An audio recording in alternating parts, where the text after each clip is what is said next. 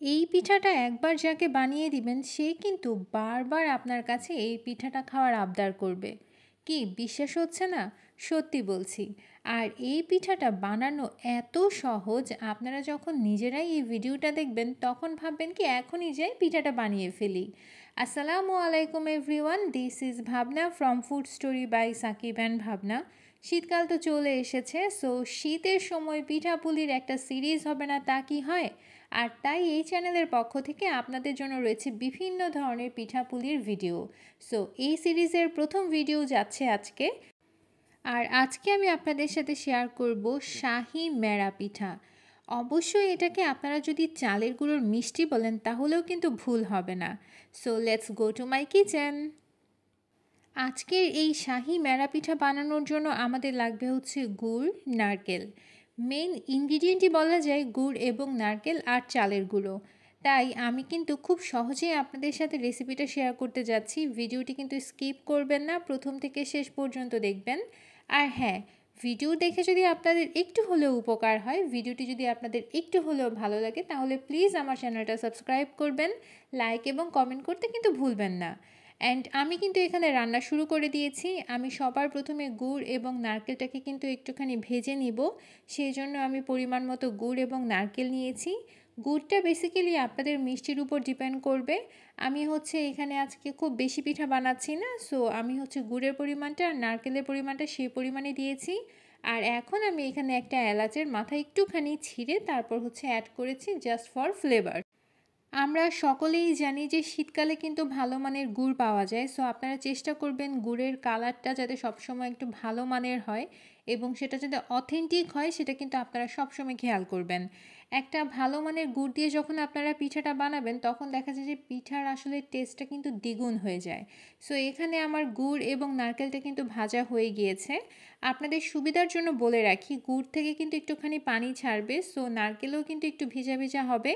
ওই ক্ষেত্রে হচ্ছে আমরা এখানে যখন এটা ফ্রাই হয়ে যাবে সেই ক্ষেত্রে দিয়ে দিয়েছি হচ্ছে সাদা তিল। সাদা তিলটা অপশনাল, এটা আসলে টেস্টটাকে আরও ইনহ্যান্স করবে। যদি আপনাদের কাছে সাদা তিল অ্যাভেলেবেল না থাকে সেক্ষেত্রে আপনারা এটা স্কিপ করতে পারবেন।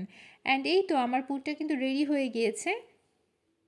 পিঠা বানানোর জন্য আমি এখন একটা ডো তৈরি করব, সেটা হচ্ছে চালের গুঁড়োর ডো।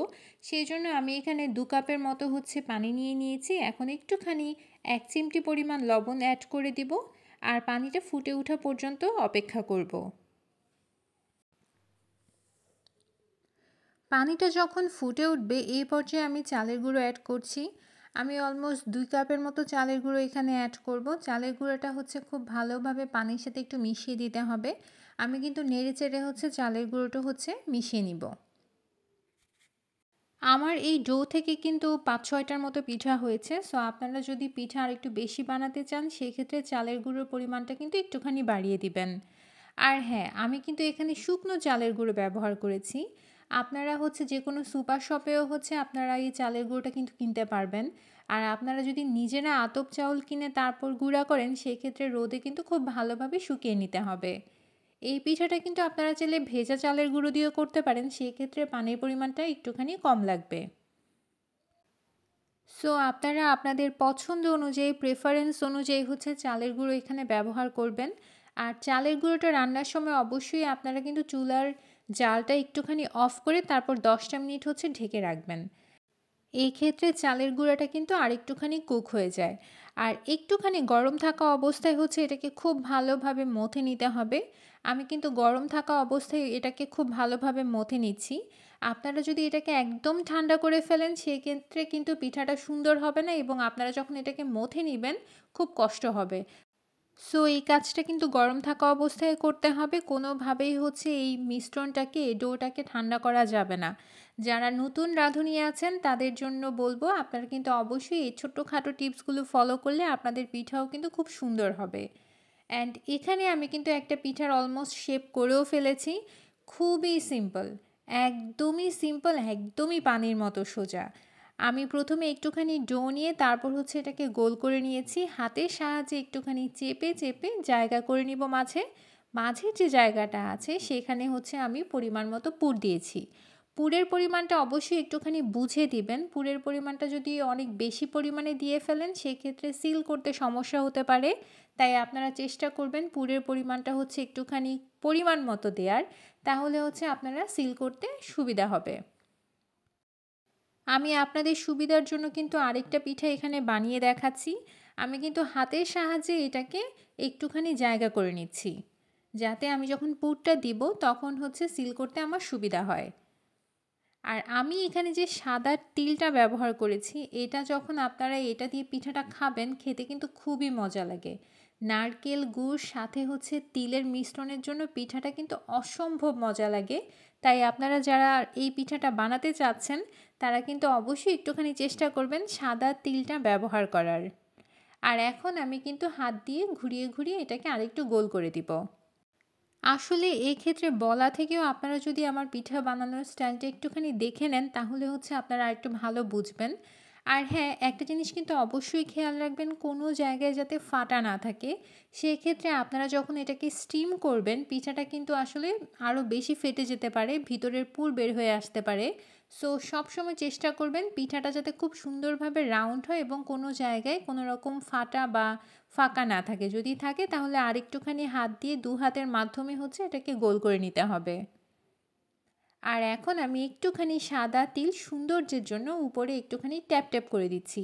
এটা হচ্ছে এতটাই নরম, সো আপনারা যখন হাত দিয়ে একটুখানি চেপে দিবেন ইজিলি হচ্ছে পিঠার গায়ে বসে যাবে। প্রথম স্টেপের পিঠাগুলো কিন্তু একদম রেডি হয়ে গিয়েছে। এই পিঠাগুলো এখন স্টিমে চলে যাবে। কতটা সুন্দর লাগছে না? মনে হচ্ছে না একদম মিষ্টি? হ্যাঁ, ঠিক তাই, একদম মিষ্টির মতো গোল গোল হয়েছে। পিঠাগুলো দেখতে যেমন সুন্দর হয় খেতেও কিন্তু খুব মজা হয়। আমি আপনাদেরকে একটুখানি কাছ থেকে দেখিয়ে দিচ্ছি। কোনো পিঠা কিন্তু ফাটা অংশ টংশ নাই। সো আপনারাও চেষ্টা করবেন এরকমভাবে পিঠা বানানো। আমি আপনাদেরকে আরেকটু কাছ থেকে হচ্ছে পিঠাগুলো দেখিয়ে দিচ্ছি সো দ্যাট আপনারা আসলে ইজিলি বুঝতে পারবেন।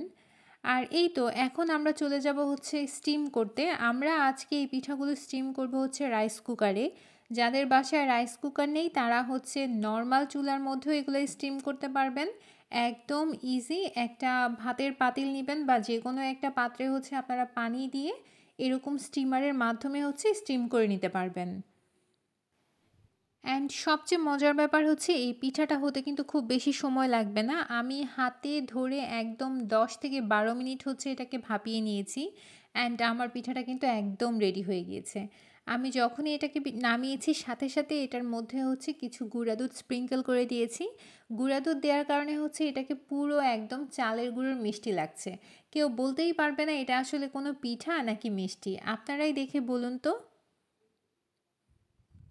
সত্যি বলছি, এত সহজে এত সুন্দর এবং এত মজাদার একটা পিঠা তৈরি করা যায় আমার আসলে জানাই ছিল না। আপনারাও যারা আসলে নতুন রাঁধুনি আছেন, পিঠা তৈরি করতে চান, শীতকালে পিঠা খাবেন না এমনটা করবেন না। সো আপনাদের জন্য এই রেসিপিটা হচ্ছে একদম পারফেক্ট। খুব সহজেই খুব সুন্দরভাবে এরকম মজাদার তুলতুলে নরম পিঠা বা চালের গুঁড়োর মিষ্টি কিন্তু আপনারা তৈরি করতে পারবেন। ভিতরে থাকবে গুড়, নারকেল, তিলের সমন্বয়ে একটা মিষ্টি বাইট, আর বাহিরে থাকবে নরম তুলতুলে চালের গুঁড়োর একটা আবরণ। আমি কিন্তু আপনাদের সাথে কেটেও পিঠাটা সার্ভ করছি। দেখেই বুঝতে পারছেন নিশ্চয়ই পিঠাটা কতটা পারফেক্ট এবং কতটা সুন্দর হয়েছে। আসলে প্রতিটা কামড়ে যখন এই গুড়, নারকেল আর তিল পড়বে তখন কিন্তু খেতে অসাধারণ লাগবে। আমি আপনাদেরকে কিন্তু একটু কাছ থেকেও পিঠাটা দেখিয়ে দিচ্ছি কতটা পারফেক্ট এবং কতটা সুন্দর হয়েছে। কতটা তুলতুলে হয়েছে আপনারা নিজেরাই দেখে নিন।